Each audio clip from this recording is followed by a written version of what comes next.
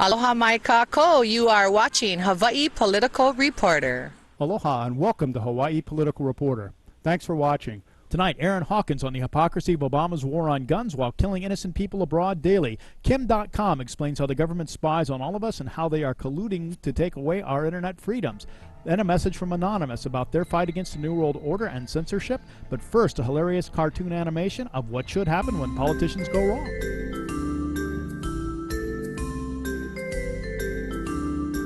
I'm happy to announce that I'm going to be supporting Governor Romney. I spent my whole life chasing the American dream.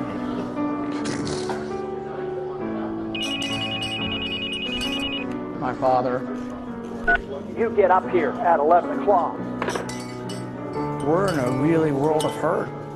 I poured my heart and soul into running a small business. Let's also talk about some trouble that appears to be brewing.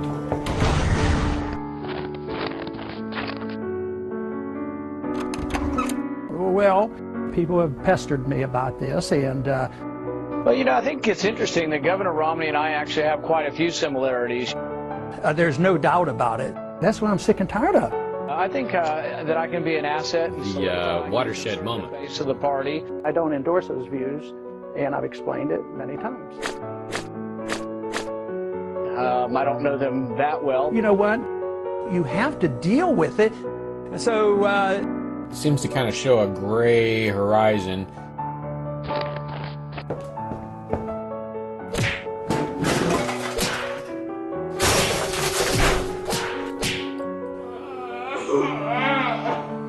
Well, we don't want that to happen to us. Mr. Boehner, could I come over and visit with you? I'd like to, talk this over with you. That's my job. So, Hell no, you can't! thank you, Mr. Speaker. Merry Christmas.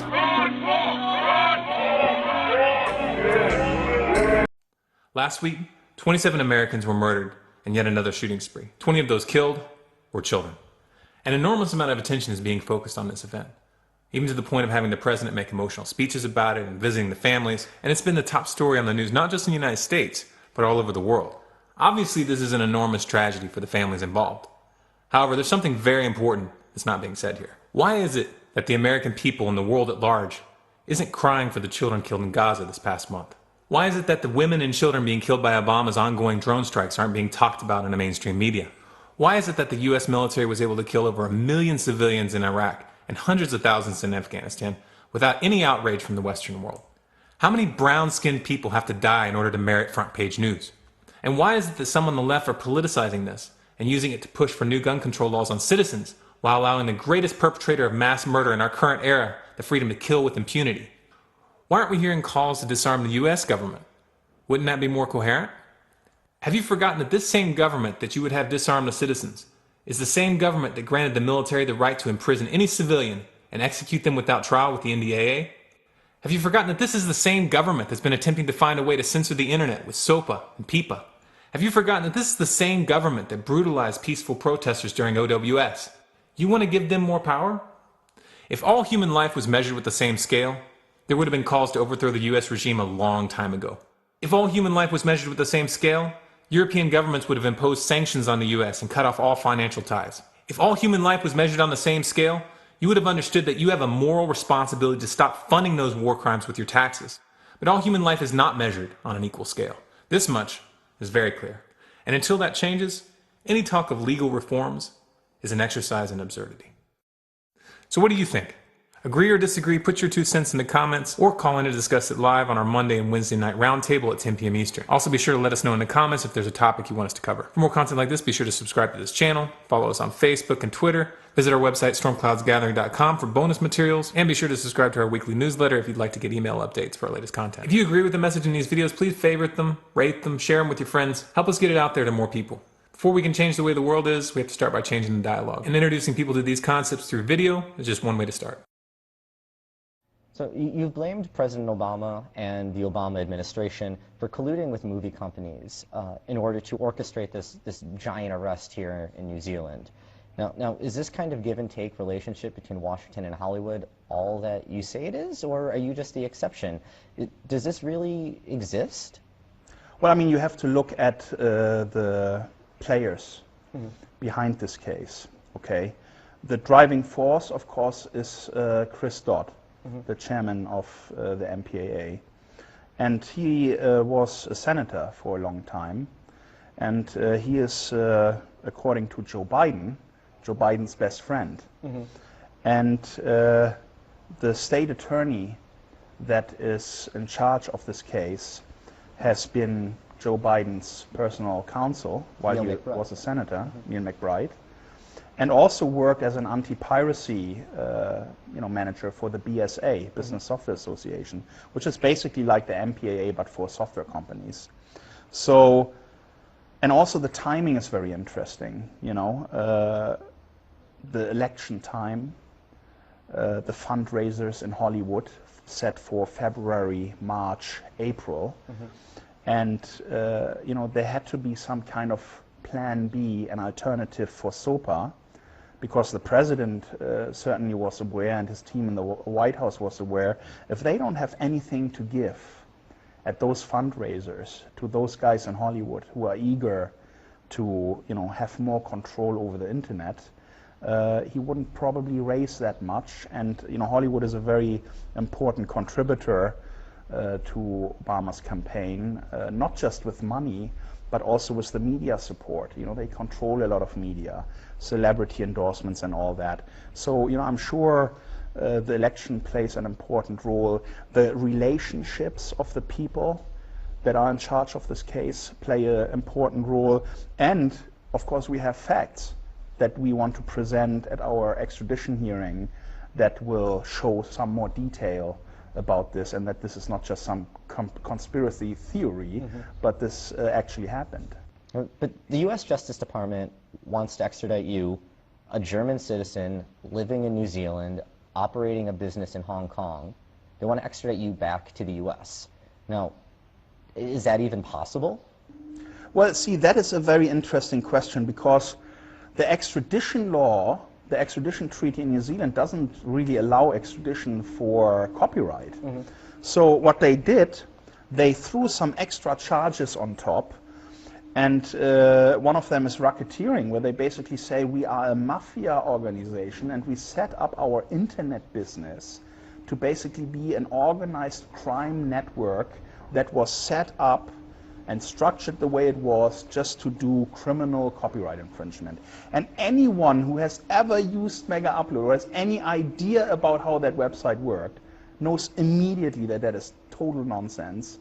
But they needed to chop that on in order to have even a chance for extradition.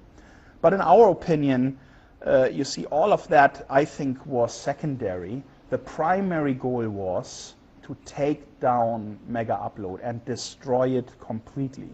That was their mission, and that's why the whole thing in Hong Kong, for example, they called it Operation Takedown. And I think everything that's happening now, they're trying on the fly to doctor it around and found a way to find a case. They probably came here and thought, we will find something that these guys have done something wrong. Because in the indictment, if you actually read that, it's more like a press release. There's nothing in there that has any merits. When the raid happened 1 year ago today, it got a lot of people talking. It got a lot of people talking about the internet, and it got a lot of people talking about you, Kim.com. But it was a lot of talking and not so much action, because here it is a year later, and this case is still happening. Now, back up earlier this month, we saw Aaron Swartz, a online information activist, pass away, and he was only in his mid-20s. And it got a lot of people talking, so much so that members of Congress have actually asked for updates to federal computer laws so that this doesn't happen again. Now, we're seeing people talking once more, but what's it actually going to take for people to get up and start doing actual action? What's it going to take to get people to actually do something? Well, our case is going to be one that will have much more attention down the road because it is a crucial case for internet freedom. And I think more and more people realize that, and the government is quite exposed here because they really went in with completely prosecutorial abuse and overreach and ignoring due process, ignoring our rights, spying on us, illegal search warrants, illegal restraining orders, illegal spying. You know what I mean? The whole picture, when you look at it, shows that this was an urgent mission done in a rush. Take them down. I want them to go. And it was a political decision to do that.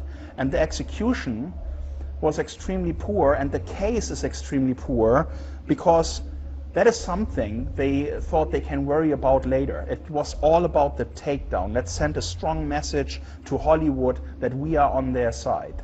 And now it's been a year and nothing has progressed, at least for them. I mean, it seems like the case is just falling apart every single day, more or less. But I mean, let me give you one example of how crazy this is. We have a judge here who said, please show us your evidence about your racketeering allegations. Show us that these guys were setting up some kind of organized crime network, right?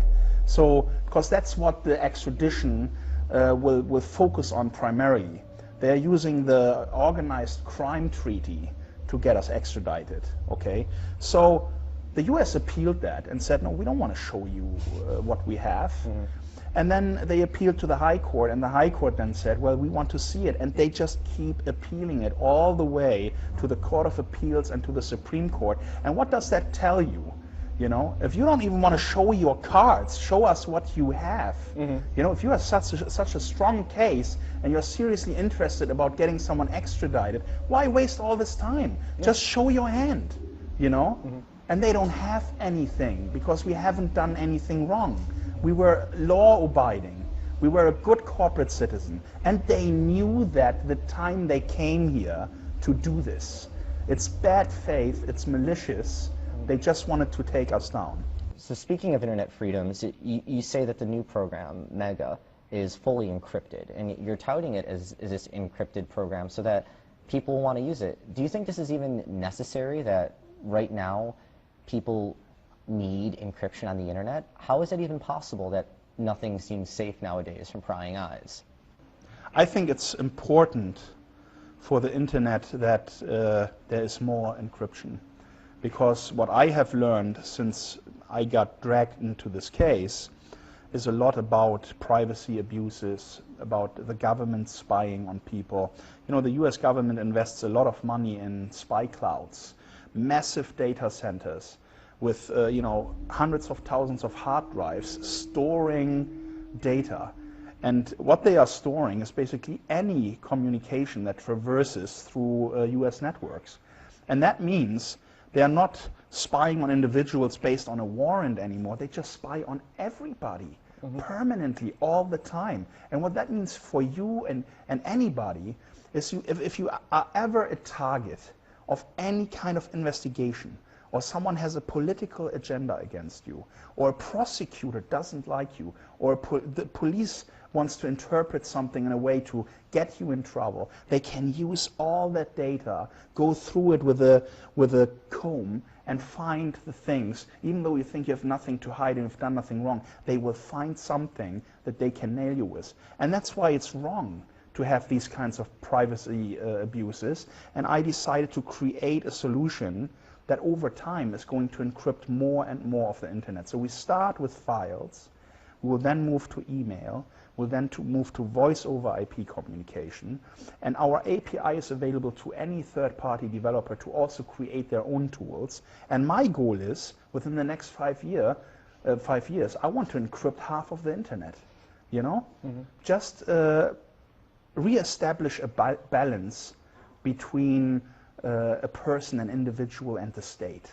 Because right now we are living very close to this vision of George Orwell, and I think it's not the right way.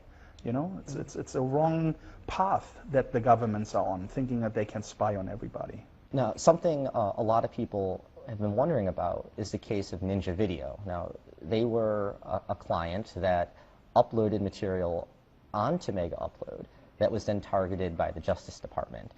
Long before Mega Upload was ever taken down, Justice Department was looking into Ninja Video, and you actually cooperated with them.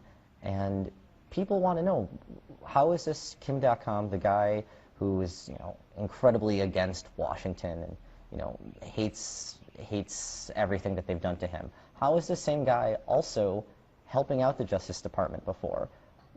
Which Kim.com should people think is the real one? Well, let me explain to you how this worked, okay? I was a good corporate citizen. My company was abiding to the laws. If we get a search warrant or we get a request by the government to assist in an investigation, we will comply. And we have always complied. And that is the right thing to do. Because if someone uploads child pornography, if someone uploads terrorist stuff, or anything that is a serious crime, of course we are there to help. This is our obligation. And I am not for copyright infringement. People need to understand that. I'm against copyright infringement, okay? But I'm also against copyright extremism. And I'm against a business model, the one from Hollywood, that encourages piracy. Mega Upload is not responsible for the piracy problem, you see. It's the Hollywood studios that release a movie in the US and then 6 months later in other parts of the world. And everyone knows that movie is out there. The fans of particular actors want to have it right now, but they are not giving them any opportunity to get access to that content, even though they are willing to pay. And they are looking for alternatives on the internet, and then they find them. See, they are trying to make me responsible for their lack of ability to adopt to a new reality, which is the internet, where everything happens now. It doesn't happen 3 months later. Imagine you go to Wikipedia, you want to find something, research an article, and they will come back in 3 months. You will give it to you then. Okay, if you find another site where you can get that right now, that's where you go, right? Yeah. So it's really their business model that is responsible for this issue. And if they don't adopt, they will be left behind on the side of the road of history, like many others that haven't adopted in the past, you see? Yeah. And what about your skeptics who point out this big playboy lifestyle and this giant elaborate house, and they say that he's not worried about internet freedoms, he's just more concerned with protecting his profits? Well, let me be clear, I'm a businessman, okay? I started Mega Upload as a business to make money, and I wanted to list the company. I'm an entrepreneur, all right? I'm not Aaron Swartz. Aaron Swartz is my hero. He was selfless. He is completely the opposite of me, but I'm a businessman. I'm driven by the success of achieving something in the business world, okay? That's not a crime. There's nothing wrong with that. And if you create something that is popular and that people want to use, you automatically make money. And I've always been an innovator. I've always created products that people like. And that's why I am successful. I'm not successful because people have used Mega Upload for copyright infringement. And what everyone needs to understand, there has been massive amounts of legitimate users on Mega Upload. You don't believe that 50 million users a day are all just transferring piracy. That's wrong. A lot of people have used it to back up their data, to send a file quickly to a friend. Young artists have used it to get traction, get downloads, to get known. There was a lot of legitimate use on Mega Upload. It's a dual-use technology, just like the internet. You can go to any ISP right now, anyone who connects customers to the internet. And if they are honest to you and you ask them the question, how much of your traffic is peer-to-peer piracy? Anyone who will tell you less than 50% is lying to your face. This is a problem of the internet and not Mega Upload. So if you weren't doing Mega or Mega Upload, what would you be doing then? If here's this guy, who's this businessman who strives to accomplish success, what would you be doing? Because people see this. I would probably build spaceships and we'll already be on Mars. All right. So what happens next, though? Like, what are the chances of Mega being shut down. We already saw that radio stations were pulling out ads. Correct? Did that happen the other day? I heard that radio stations were dropping ads. Yeah. So the content industry is still very emotional about us. We bought radio ads with one of the major networks here for 8 radio stations. Very funny, very cool ads. Promoting our service as a privacy service. And the labels called up the radio station, and one advertiser who is in the movie business called up the radio station and demanded those ads to be taken down, or else they will not buy ads from them anymore.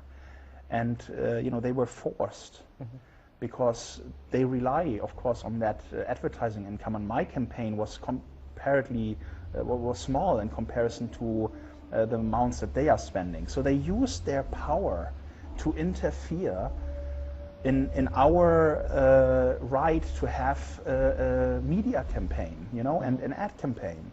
And that just shows you the attitude. It's against the law. They can't do that. That's, that's interfering in our business. And they have done that many times in the past, calling payment processors, calling advertisers, telling them, I don't want you to work with these guys. That's just wrong.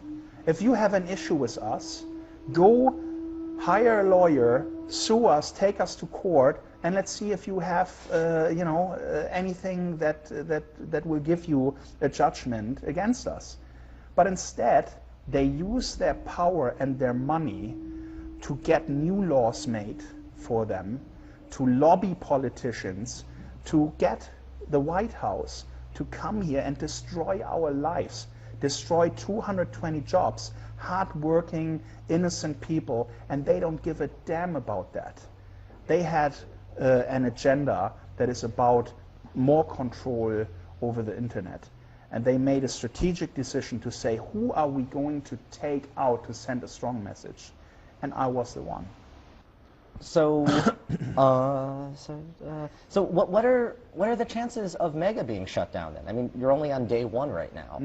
How long is it going to take before the government steps in again? And what are you going to do if that happens? Are you prepared to just start all over again? It's been 1 year, and here you are, doing this over again. What happens when Uncle Sam puts his foot down and grinds you into the dirt again? Do you get back up? Well, here's the thing. This startup is probably the most scrutinized when it comes to legal advice. Every single aspect of it has been under the looking glass by our legal team. So we are confident that it's fully complying with the law. And if they come to attack us, it's just going to backfire, exactly like the Mega Upload case did. The shutdown of our site backfired already massively. And it's just going to get worse for them. If they think they can pursue this and get away with this, they are dead wrong, because the society is not on their side. Everyone who uses the internet knows what's going on here. They don't like what's going on here. You have seen it with SOPA, and you will see it with our case. People will come together and fight this kind of aggression against innovation and internet freedom. A year ago exactly, right here, the government came in and they arrested you. They shut down your website and they put you behind bars and they froze your assets. Now, it's been a year, but the one thing that also happened that day was members of the hacking group Anonymous, they retaliated, so to speak. They, in response, they went and they took down the websites for the FBI, for the Motion Picture Association of America, for the Department of Justice, for the Recording Industry Association of America. All of these organizations were all shut down by Anonymous in response to what they did to you. Now, whether it was hundreds of people or thousands of people or tens of thousands of people, these are people you never met and who were so moved by what happened that they had to stand up and do something. Did you ever thank them? And how did you actually take that? How did you respond to their reaction? Well, it's a kind of virtual protest. I think it's not a good idea to shut down websites. I mean, I've been a hacker myself. I understand why they are doing it and how they are doing it. But I think there are better ways to protest, where you organize yourself in a group and do petitions and actually email congressmen, email your local politicians, let them know about what you don't like, organize your movement rather than attacking. I mean, I was feeling, I had a sense of understanding for them, because everyone has stored so much data on Mega Upload, and when all of a sudden a site like that disappears and billions of files are taken offline, the majority of them perfectly legitimate. You need to understand one thing. 50% of all files that were ever uploaded to Mega Upload have not even been downloaded once. That clearly shows the non-infringing use. People just wanted to store their stuff on our site. And of course they were outraged when that disappeared, and the government said, we don't give a damn about you people. We don't care that you have your personal documents there, because we have our agenda and we are going to take over the internet. And the White House was supporting SOPA.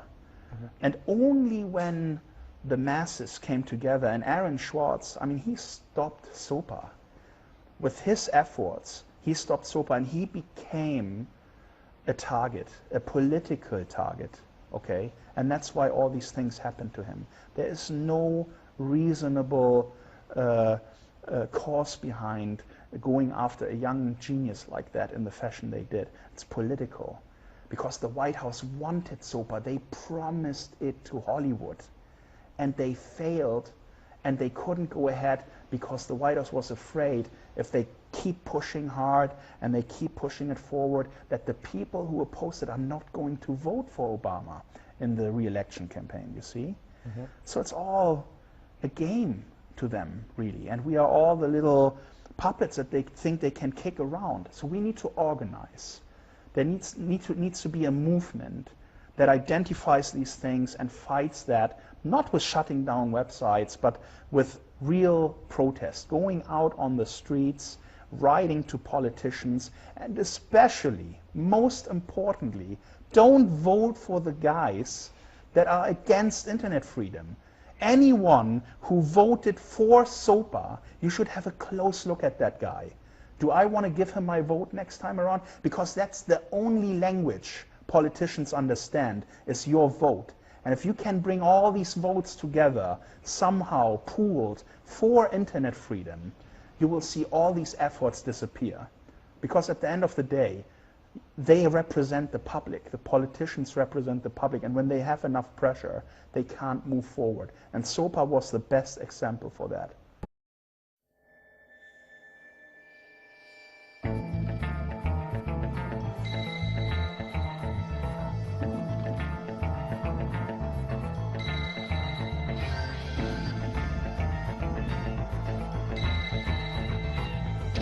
Citizens of the world, we are Anonymous. Over the past several months, Anonymous, as a collective, has been in the shadows, observant and vigilant. We've witnessed as dictators pillaged their lands and murdered their people. We've witnessed as governments gave in to the power of unions. We've witnessed as officials oppressed their people and their ability to express themselves by shutting down their source of communication, the internet. This video's purpose is to reassure the people that we are still with you. We have not forgotten our pledge to expose corruption and protect the internet by any means necessary. We also did not forget our allegiance to the people. However, we speak directly to the people. To you. We cannot efficiently function as a system of protection unless you help us do so. You cannot expect us to do everything, so to speak. You must help us so that we are able to help you. Anonymous will always be for the people and by the people, because they are us and we are them. We are Anonymous. We are Legion. We are the people. We do not forgive. We do not forget. Expect us forever.